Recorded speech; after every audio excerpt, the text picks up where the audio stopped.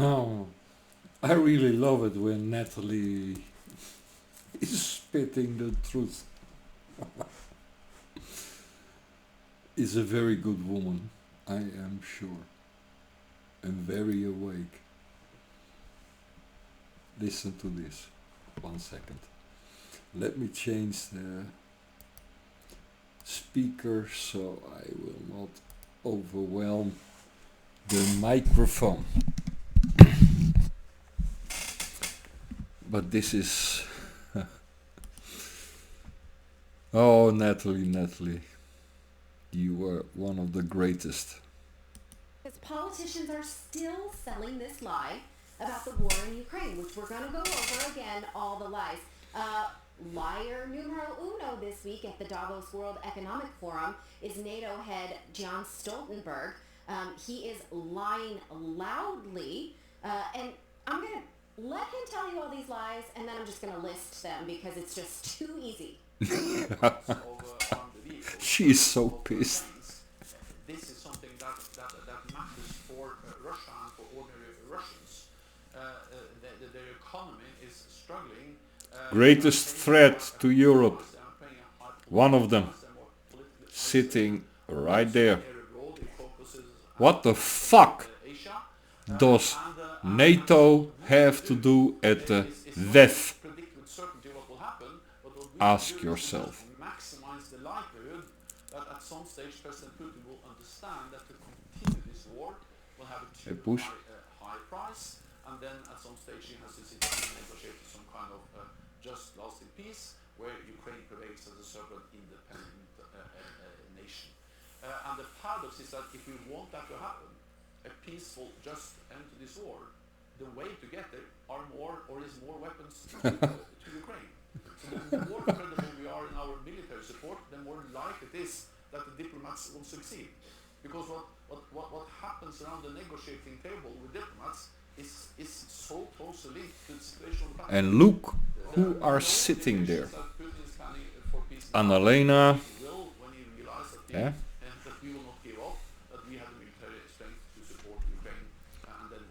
Scholz. So Albert Einstein. There's some guy with a very weird moustache. Reminded me of a certain moustache. Yeah. But why is Jens Stoltenberg at the WEF? Anyone? Huh? Why is NATO at the WEF? What the fuck has the WEF to do with NATO? That would be the other way to look at the question. Are you waking up in Europe? No? Well, now we are gonna listen to Natalie and what she has to say about this. Brilliant. Said insanity is doing something over and over again and expecting a different result, right? Right. What makes me mad about that is not that they're just repeating lies and expecting the same thing. It's that everyone in the room allowed it. No one stood up and said, those are lies. I'm going to do it, but I wasn't invited and I wasn't in the room. I don't imagine that anyone who knows the truth would not want to do what I'm about to do. So let me go through it. Sir, you're lying. Let me give you 3 examples. First one, the Russian economy is not suffering. Last year at the same Davos panel, you jerks said that the Russian economy would contract by 6%. It didn't. It grew by 3.5%. That's lie number 1. So that pressure point that you're promising us is non-existing. Number 2, Russia is losing more lives than Ukraine. False. So demonstrably false. Ukraine has lost so many young men now that the average age of their soldier is 43, and they have to close universities because the college-age men are dead. Because the college-age men are dead.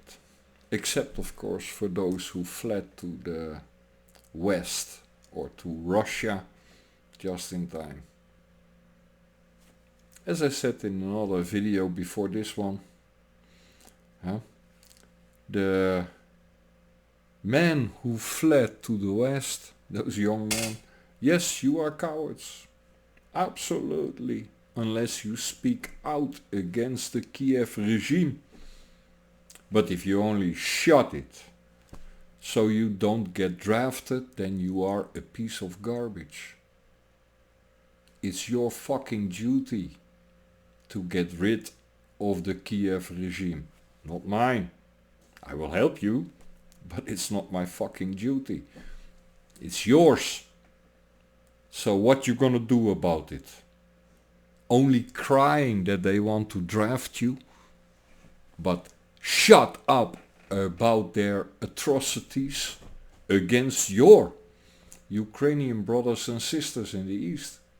Because it's your territory, right? By default, those people are Ukrainians.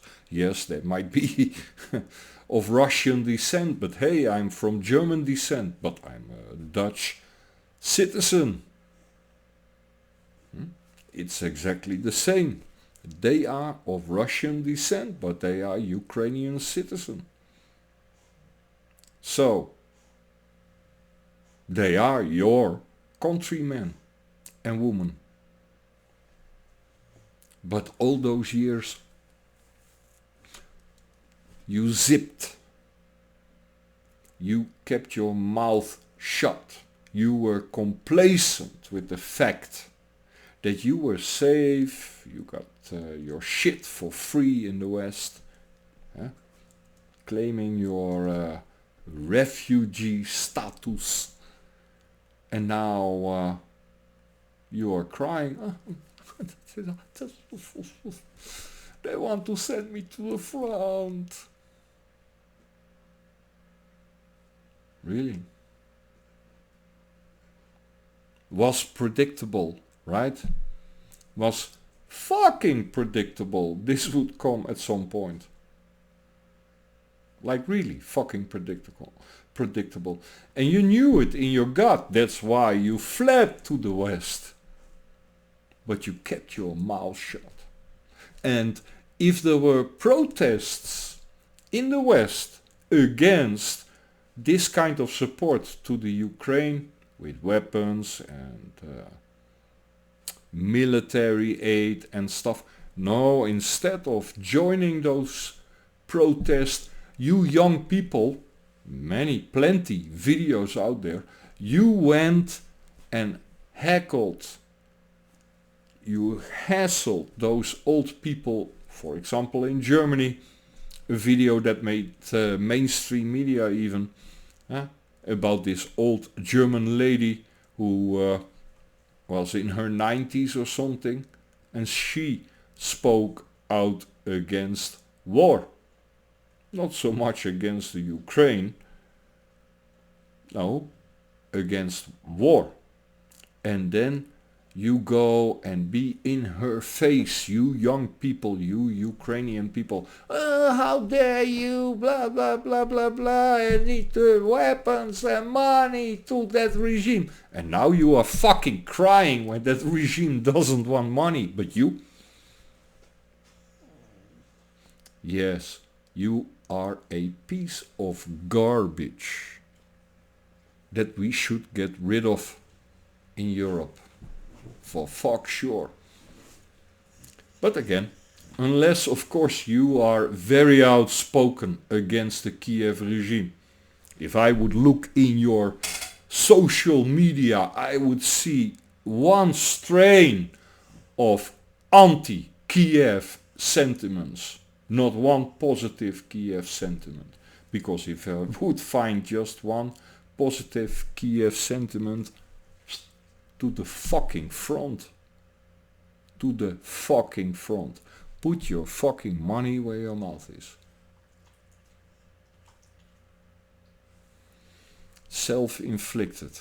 But hey, let's listen to Natalie speaking some truth. And then line number 3, the paradox, he says, if we want peace, we have to get more war and war weapons. That is so idiotic, I don't even have to point out why that's Exact. why. It has not worked out that way, and we are almost 2 years into the special military operation. Now, another thing he lied about, he lied when he said that Ukraine was winning. This is a bonus lie. I know I only promised you 3, I'm on the 4th one. I cannot let that go. Ukraine is not winning, so let's just go over a short history and revision of the map of why.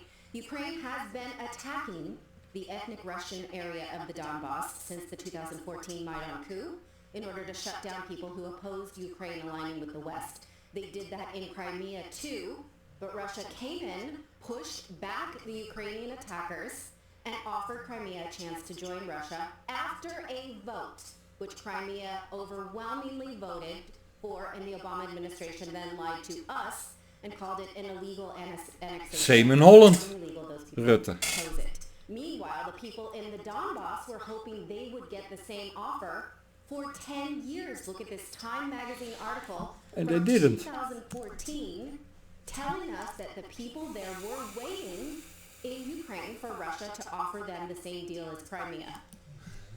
And Russia didn't. They didn't. They did not want to break up the Ukraine. They did not. The Donbass and Lugansk have been begging the Russians to call them independent republics, independent countries. And Russia didn't do that for 8-9 years. Huh? Because they did not want to break up the Ukraine. So, keep that in mind with all this fucking propaganda bullshit. Because indeed, after 8-9 years waiting, the Donbass people, Lugansk people finally got the relief they deserve. And Russia finally decided to take them in. Really can only applaud Russia for saving those people. And I do applaud them. The IMF at the time warned Ukraine to stop attacking these people since 2014 because it was costing them $1 million per day. Look at this article from 2015. We have known that Ukraine has been attacking these people for 10 years. So in 2022, the mayors of those regions asked Russia to come in, offer them the same thing as Crimea, protection and annexation, and that happened. The special military operation happened after Russian parliament chose this, not Vladimir Putin on a personal whim. Exact. That's another lie. And then in September of 2022, those people did overwhelmingly vote to join Russia, which we knew they wanted for a decade. Russia has never said that they wanted all of Ukraine. So when Jens Stoltenberg says, well, it's a win because Russia doesn't have Ukraine, Ukraine is still sovereign, they never wanted it. That's a lie. And again, they're selling us a fear that Russia wants to take over the whole world. So Ukraine fighting, making people die, forcing people to take land back that doesn't want to be a part of Ukraine, that they've been abusing for 10 years. Exact. And we're using our tax money and weapons Exact. to support that. So what is it that they've won? Well, here's a map of the war since the counteroffensive started last June. Pay attention. You can see they have not taken back any land. All those lives lost. And it looks the same today as it did about 18 months ago. So when Stoltenberg says that Ukraine is winning, that is a huge lie. This week, Ukrainian commander Alexander Syrsky said that his troops are now on this active defense mode. Yeah. That's what they're calling it. They're gonna say this. It's not counteroffensive. Oh my They're God. not going to get that land back, but it's active defense. So basically to keep Russia on their toes. We're just going to keep hanging out at that border I showed you. Active defense. So no matter how you sell it, it's still a pointless war based on so many lies. Yep. And now that's why they're telling us that disinformation is the biggest problem in the world. At Davos, they also said, bigger than anything else, not war, not famine, not climate change, is disinformation, because they need a direct route to keep selling you lies. Here is another liar-in-chief, Ursula von der Leyen, telling us, It's in her name. right, von der Leyen, that this is such a big problem. She said specifically for business. Ja, van der Leyen. Excellent name choice. Von der Leyen. Yeah? Von der Crazy, as Alex Christoforum calls her. But Ukraine is not winning. And those young people who are crying about being deported to the Ukraine, either you show face, you show your colors, you show where you are standing in regards to that Kiev regime. And then, yes, if you are, like me, opposed against that regime, I will swear to God, go to the fullest to support you. If you are, you know, like, I don't give a shit, I just don't want to go there, let me stay in the West, then fuck off. Fuck off. Have a nice day.